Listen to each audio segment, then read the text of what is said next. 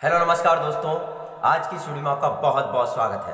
दोस्तों, आज की वीडियो में हम बात करने वाले हैं एक बहुत ही ज़बरदस्त साइंटिस्ट के बारे में और उस साइंटिस्ट का नाम है, जैसा कि आप चित्र में देख पा रहे हो, डॉक्टर सलीम अली।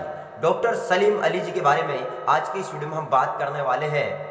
तो चलते हैं और स्टार्ट करते हैं डॉक्टर सलीम अली का जीवन परिचय। ठीक है, तो डॉक्टर सलीम अली का किस प्रकार से जीवन परिचय रहा, किस प्रकार से उनका विज्ञान के क्षेत्र में योगदान रहा, ये सारी चीज़ों के बारे में आज की इस वीडियो में हम बात करने वाले हैं। तो दोस्तों, सबसे पहले हम बात करते हैं कि जो डॉक्टर सलीम अली है, ये अली एक भारतीय पक्षी विज्ञानी एवं प्रकृतिवादी थे, इसलिए इन्हें भारत के बर्डमैन के नाम से जाना जाता है। तो दोस्तों, पहली लाइन में आपका एक क्वेश्चन कंप्लीट हो चुका है कि भारत के बर्डमैन के नाम से किसे जाना जाता है, तो आपको बताना है डॉक्टर सलीम अली जी को बर्डमैन के नाम से जाना जाता है। तो आई होप आपको अच्छी बात समझ में आ गई होगी कि जो डॉक्टर सलीम अली थे, ये एक पक्षी विज्ञानी थे और प्रकृतिवादी थे, और इसलिए इन्हें भारत के बर्डमैन के नाम से जाना जाता है। ठीक है, तो आई होप आपको क्लियर हो चुका होगा। तो अब हम बात करने वाले हैं कि इनके जन्म के बारे में। ठीक है, डॉक्टर सलीम अली जी का जन्म कब हुआ और कहां पर हुआ, तो चलते हैं और स्टार्ट करते हैं डॉक्टर सलीम अली जी का जन्म कब हुआ।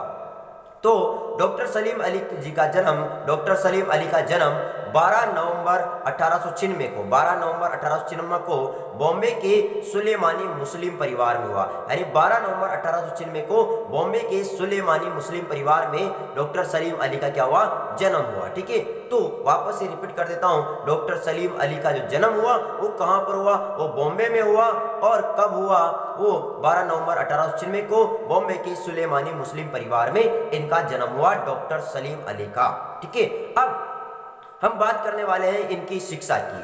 डॉक्टर सलीम अली की जो शिक्षा हुई वो कहां से हुई, तो ध्यान से आपको सुनना है बच्चों। तो डॉक्टर सलीम अली की जो शिक्षा है, ध्यान सुनना, डॉक्टर सलीम अली की प्रारंभिक शिक्षा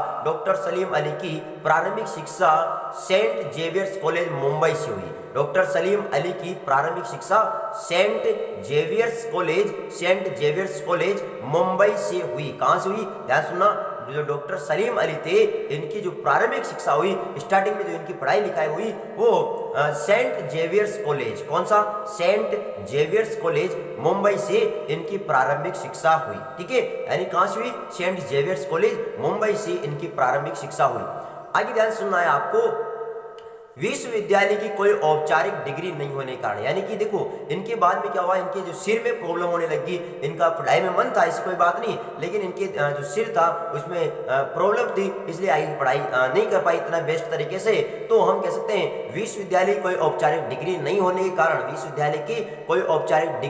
के कारण, प्रिंस ऑफ वेल्स संग्रहालय में 350 रुपए के वेतन पर गाइड के रूप में व्याख्याता नियुक्त हुए। अब गाइड का मतलब क्या होता है बच्चों, यानी कि जो संग्रहालय था, प्रिंस ऑफ वेल्स संग्रहालय था, वहां पर एक गाइड के रूप में, गाइड का मतलब होता है जहां दिशा निर्देश देना। जैसे मान लो हम कहीं घूमने जाते हैं, तो वहां पर एक गाइड हमें मिलता है कि आप यहाँ पर जैसे मान लो ताजमहल देखने गए, तो वहां पर हमें एक गाइड के रूप में व्यक्ति मिलता है, वो हमसे बोलता है कि मैं आपको यहाँ की सारी चीजें अच्छी तरह से समझा दूंगा कि किस प्रकार से किस जगह कौन सी चीज है और किसने बनवाई थी, वो सारी चीजें वो हमें बताता है, तो वो होता है गाइड। ठीक है, तो हम कह सकते हैं कि विश्वविद्यालय कोई औपचारिक डिग्री नहीं होने के कारण doctor Salim Ali Prince of Wales संग्रहालय में 350 रुपए के वेतन पर व्याख्याता नियुक्त हुए थे, गाइड के रूप में। ठीक है, तो आई होप आपको अच्छी तरह से समझ में आ चुका होगा कि किस प्रकार से विश्वविद्यालय औपचारिक डिग्री नहीं होने के कारण वो प्रिंस ऑफ वेल्स संग्रहालय में 350 रुपए के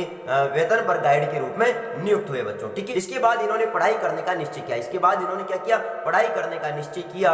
अलीगढ़ मुस्लिम विश्वविद्यालय, दिल्ली विश्वविद्यालय व आंध्र विश्वविद्यालय ने इन्हें मानद डॉक्टरेट की उपाधि प्रदान की। यानी जब इन्होंने पढ़ाई करने का निश्चय किया, तो फिर बाद में इनको अलीगढ़ मुस्लिम विश्वविद्यालय, दिल्ली विश्वविद्यालय और आंध्र विश्वविद्यालय ने मानद डॉक्टरेट की उपाधि प्रदान कर दी बच्चों। ठीक है, तो आई होप आपको अच्छी तरह से इनकी किस प्रकार शिक्षा हुई, वो सारी चीजें आपको अच्छी तरह से समझ में आ चुकी होगी। ठीक है, तो डॉक्टर सलीम अली की जो शिक्षा हुई, उसके बाद देखिए इनका जीवन किस प्रकार से बदला, वो आपको ध्यान से समझना है, और उन्होंने उस चीज को कहां पर जिक्र किया, ये भी आपको ध्यान समझना है। तो डॉक्टर सलीम अली ने अपनी आत्मकथा, यानी उन्होंने अपनी आत्मकथा लिखी, अपनी जीवनी लिखी। ठीक है, तो बायोग्राफी जब लिखी, तो उसमें यानी बायोग्राफी का नाम क्या था, the fall of A sparrow, the fall of A sparrow. तो हम कह सकते हैं डॉक्टर सलीम अली ने अपनी आत्मकथा the fall of A sparrow में पतली गर्दन वाली गौरैया को, पतली गर्दन वाली गौरैया को अपने जीवन का परिवर्तन क्षण माना। यानी कि पतली गर्दन वाली जो गौरैया थी, गौरैया का मतलब क्या होगा, एक प्रकार की चिड़िया होगी, ठीक है। तो चिड़िया, तो जब वो बचपन में खेल रहे थे तो खेलते खेलते उनके पास एक खिलौने की हम कह सकते हैं बंदूक थी, तो उससे उन्होंने उस चिड़िया का शिकार किया था, जिसकी पहचान उन्होंने पतली गर्दन वाली गौरैया के रूप में की थी, ठीक है। तो वो पतली गर्दन वाली जो गौरैया थी वही उनके जीवन का परिवर्तन क्षण बनी बच्चों, ठीक है। यानी उसने उनके जीवन को अच्छी तरह से बदल दिया बच्चों, ठीक है। तो हमने कहा कि डॉक्टर सलीम अली ने अपनी आत्मकथा the fall of A sparrow, अपनी आत्मकथा the fall of A sparrow में पतली गर्दन वाली गौरैया को अपने जीवन का परिवर्तन क्षण माना, ठीक है। बात करने वाले हैं डॉक्टर सलीम अली की मृत्यु के बारे में कि उनकी मृत्यु कब हुई। तो हम कह सकते हैं सन 1987 में कैंसर के कारण उनकी मृत्यु हुई। किसके कारण?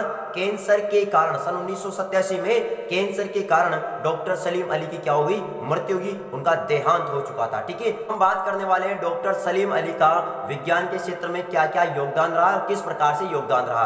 तो सबसे पहला योगदान ध्यानपूर्वक सुनना है दोस्तों आपको, तो नंबर 1 पे ध्यानपूर्वक सुनिए। डॉक्टर सलीम अली ने भारत के पहले व्यक्ति के रूप में, डॉक्टर सलीम अली ने भारत के पहले व्यक्ति के रूप में पूरे देश में व्यवस्थित रूप से पक्षियों पर सर्वेक्षण का आयोजन किया। डॉक्टर सलीम अली ने भारत के पहले व्यक्ति के रूप में पूरे देश में पक्षियों पर सर्वेक्षण का आयोजन किया व्यवस्थित रूप से। तो यानी डॉक्टर सलीम अली जो थे ये भारत के पहले ऐसे व्यक्ति थे जिन्होंने पूरे देश में घूम करके एक जगह से दूसरी जगह जाकर के पक्षियों पर इन्होंने व्यवस्थित रूप से सही ढंग से जानकारियां जुटाने का काम किया। तो ये भारत के पहले ऐसे व्यक्ति थे जिन्होंने पूरे देश में व्यवस्थित रूप से पक्षियों पर सर्वेक्षण का आयोजन किया। तो पहला योगदान क्या हो गया? डॉक्टर सलीम अली ने भारत के पहले व्यक्ति के रूप में पूरे देश में पक्षियों पर सर्वेक्षण का आयोजन किया। ये इनका विज्ञान के क्षेत्र में पहला योगदान हो जाएगा। वापस रिपीट कर देता हूं, डॉक्टर सलीम अली ने भारत के पहले व्यक्ति के रूप में पूरे देश में पक्षियों पर व्यवस्थित रूप से सर्वेक्षण का आयोजन किया। ये इनका विज्ञान के क्षेत्र में क्या हो गया? पहला योगदान। दूसरा योगदान आपको ध्यानपूर्वक सुनना है। दूसरा योगदान है बच्चों, डॉक्टर सलीम अली ने पक्षियों पर कई पुस्तकें लिखी। डॉक्टर सलीम अली ने पक्षियों पर कई पुस्तकें लिखी जिससे पक्षी विज्ञान के विकास को आगे बढ़ाने में सहायता मिली। यानी जो डॉक्टर सलीम अली थे इन्होंने पक्षियों पर अध्ययन किया। अब उन पक्षियों पर अध्ययन करने के बाद इन्होंने पक्षियों पर बहुत सारी पुस्तकें लिखी, क्योंकि पुस्तकें लिखने से पक्षी विज्ञान के विकास को आगे बढ़ाया जा सकता था, इसलिए इन्होंने बहुत सारी पक्षियों पर पुस्तकें लिखी, ठीक है। तो हम कह सकते हैं डॉक्टर सलीम अली ने पक्षियों पर कई पुस्तकें लिखी जिससे पक्षी विज्ञान के विकास को आगे बढ़ाने में सहायता मिली या सहायता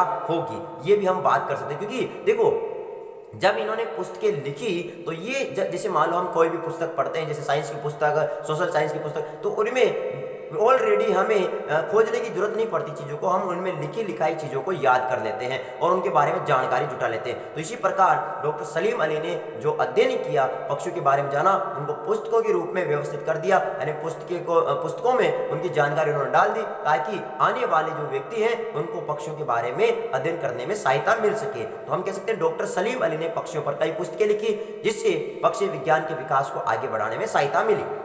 तीसरा योगदान ध्यानपूर्वक सुनना है, डॉक्टर सलीम अली ने भरतपुर पक्षी अभ्यारण्य, जिसको हम कहते हैं केवलादेवी नेशनल पार्क के निर्माण के लिए काफी दबाव बनाया। यानी डॉक्टर सलीम अली जो थे इन्होंने भरतपुर पक्षी अभ्यारण्य यानी कि केवलादेवी नेशनल पार्क के निर्माण के लिए भी दबाव बनाया। क्यों बनाया होगा दबाव? ताकि वहां पर जो चूंकि भरतपुर पक्षी अभ्यारण्य जो है वहां पर जो पक्षी होंगे उन पर किसी प्रकार कोई खतरा नहीं होगा और वहां पर वो सुरक्षित महसूस कर सकेंगे, इसलिए उन्होंने भरतपुर पक्षी अभ्यारण्य केवलादेवी नेशनल पार्क के निर्माण के लिए एक दबाव बनाया था गवर्नमेंट के ऊपर कि आप इसको एक अभ्यारण्य के रूप में डालें।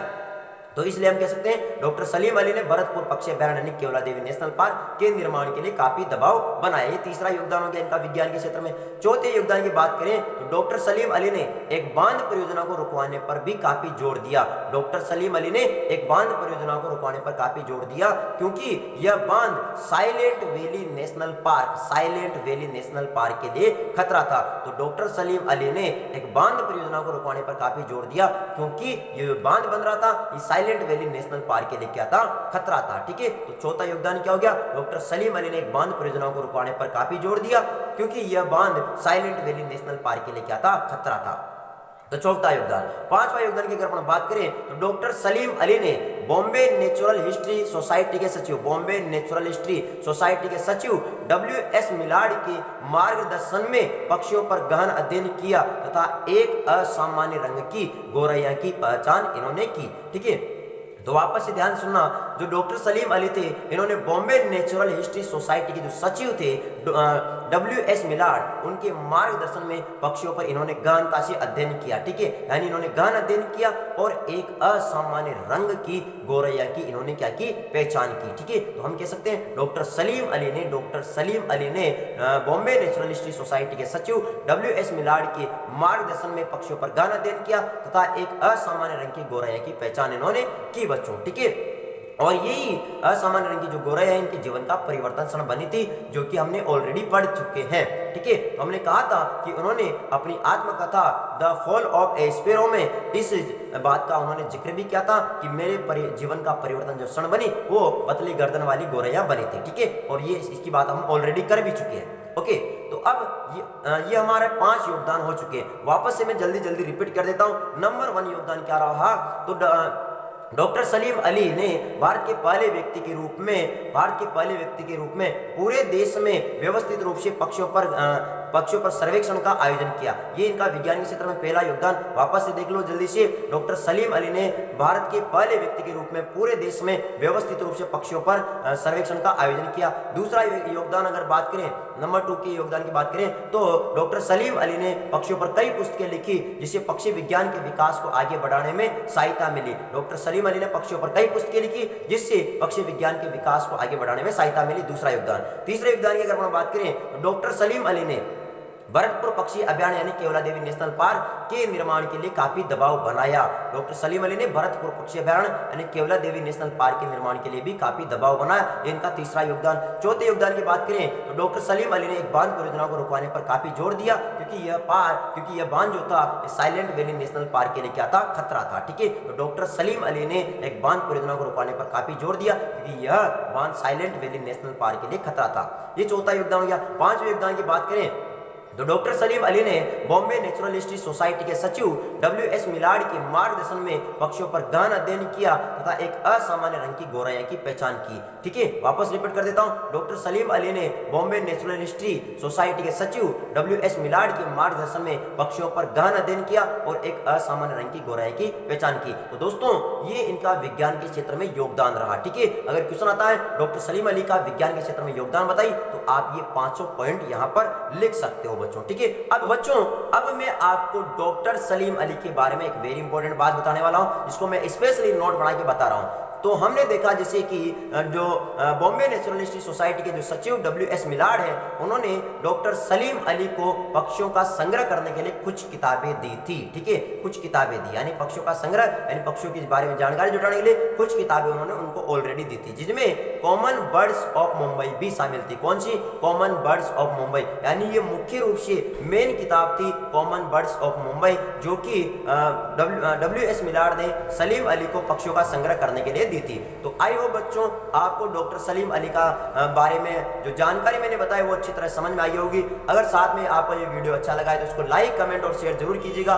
सब्सक्राइब करना मत भूलिए, ताकि आने वाली हर वीडियो का नोटिफिकेशन आपको सबसे पहले प्राप्त हो सके। Thank you, all the best.